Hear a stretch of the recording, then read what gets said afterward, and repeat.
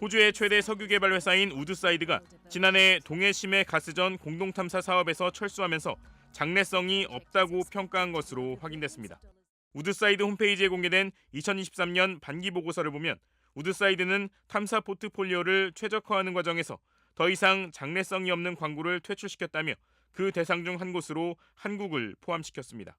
우드사이드는 지난 2007년부터 2016년까지 한국석유공사와 이번에 정부가 대규모 석유가스 매장 가능성이 높다고 발표한 8광구와 6-1광구 북부 지역에 대한 탐사를 공동으로 수행했습니다.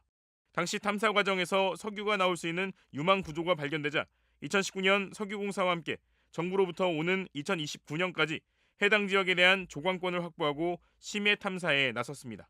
당시 우드사이드는 같은 광구에서 대규모 가스전을 발견할 가능성이 충분히 있다고 판단해 탐사 사업 재개를 희망했으며 석유공사가 이에 동의해 양사가 각각 50% 지분으로 조광권을 다시 확보한 것으로 전해졌습니다. 그러나 우드사이드는 예정돼 있었던 사업 기간을 6년이나 남겨두고 지난해 1월 이 사업에서 철수했습니다. 일각에서는 이미 국제적 대형 석유 개발 회사도 포기한 사업인데 개발 가능성을 부풀리고 있는 것 아니냐는 지적이 나오고 있습니다. 논란이 일자 산업통상자원부와 석유공사는 보도 설명 자료를 내고 재반 사정을 고려할 때 사실관계에 부합하지 않는다고 판단된다고 반박했습니다. 산업부는 우드사이드의 사업 철수는 2022년 6월 호주의 자원개발기업 BHP와 합병하면서 기존 추진 사업에 대한 전반적 재조정 과정에서 이뤄진 것으로 안다고 설명했습니다.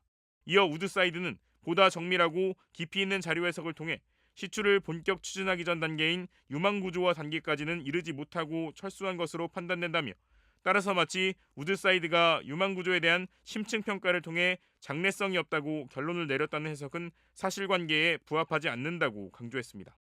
그러면서 석유공사는 그동안 축적된 탐사 자료와 우드사이드가 철수하면서 넘겨준 자료, 자체 추가 탐사 자료 등을 작년 2월 심해 탐사 기술 분석 전문기관인 엑트디오에 의뢰 자료 해석을 진행했다며 엑트디오는 자체 첨단 기술과 노하우 등을 토대로 분석해 이번에 새롭게 유망 구조를 도출한 것이라고 밝혔습니다.